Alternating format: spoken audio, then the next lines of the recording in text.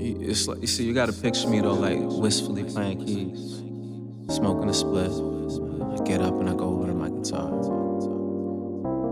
my bass, and just let this music rap. Let the vibe come alive. Praying that the darkness never take me under. You see the lightning strike before you hear the thunder. I hustle 40 days, hustle 40 nights.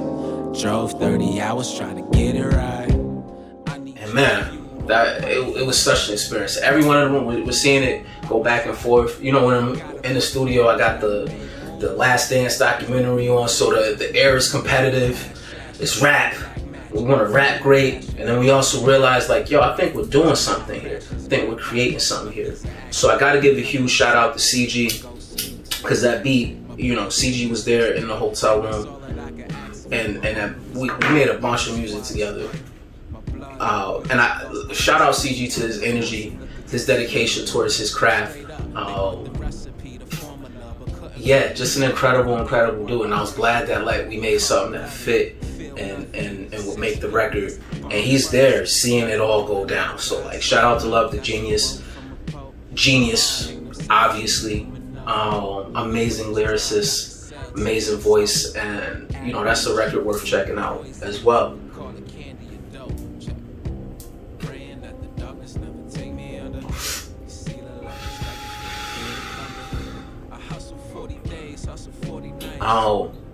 I gotta take this moment real quick, give a huge just a shout outs to my bro, the God, Camoflauge Monk.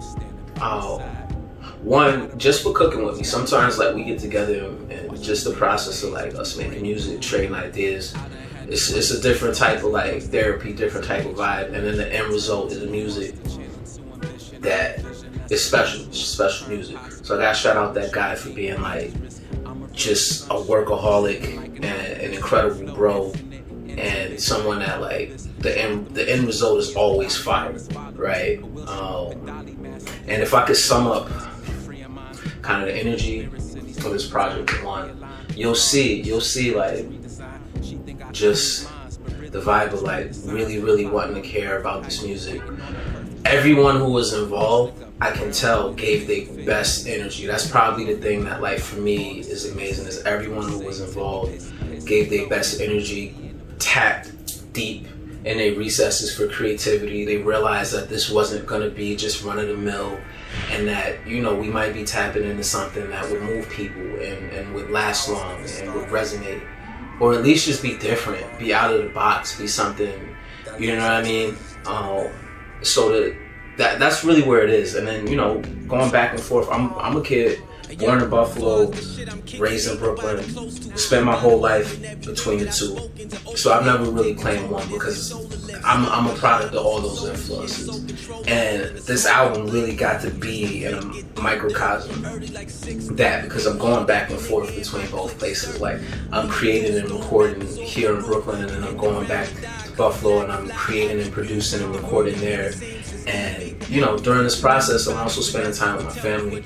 My uncle was sick with cancer and he passed away.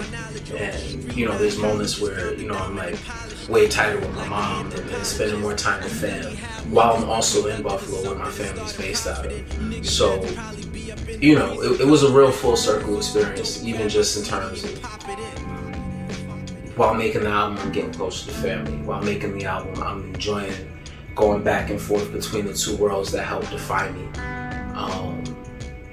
And, you know, I'm real proud of taking the time to learn how to play instruments and to learn this music, because I took a break from rap psychologically so that I could put more energy into what I knew would serve me best personally, in terms of like being able to craft the music that tells a story and is the canvas for the words that I paint with something, and then being able to craft music for other people and being able to change the sonics of music, and realizing that, you know, there was a lane, right? There aren't too many producers who are rappers and can play the instruments and make the music, and I knew that was a lane, and that would open up eyes for other people as to what they could do and how they could approach the music, and other pools to grab sound from, and other psychological approaches to how we would tackle creating these sound beds. So Midnight Ouroboros, it's paired with this black sci-fi graphic novel, and of course you got the cult classic sneakers that you see before you.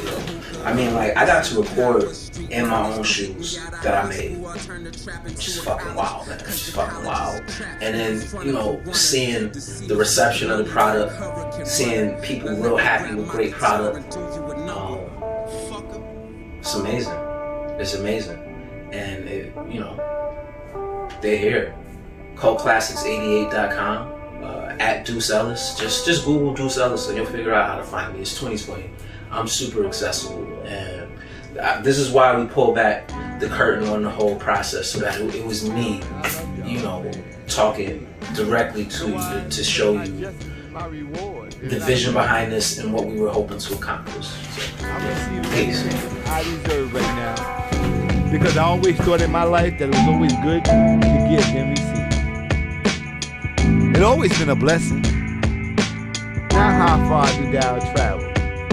Thou travel as far as the mission that he can what? See. When you see, you understand. And when you understand, you can explain the things that you see. This is your destiny. This is your future. You have to rise and take your place.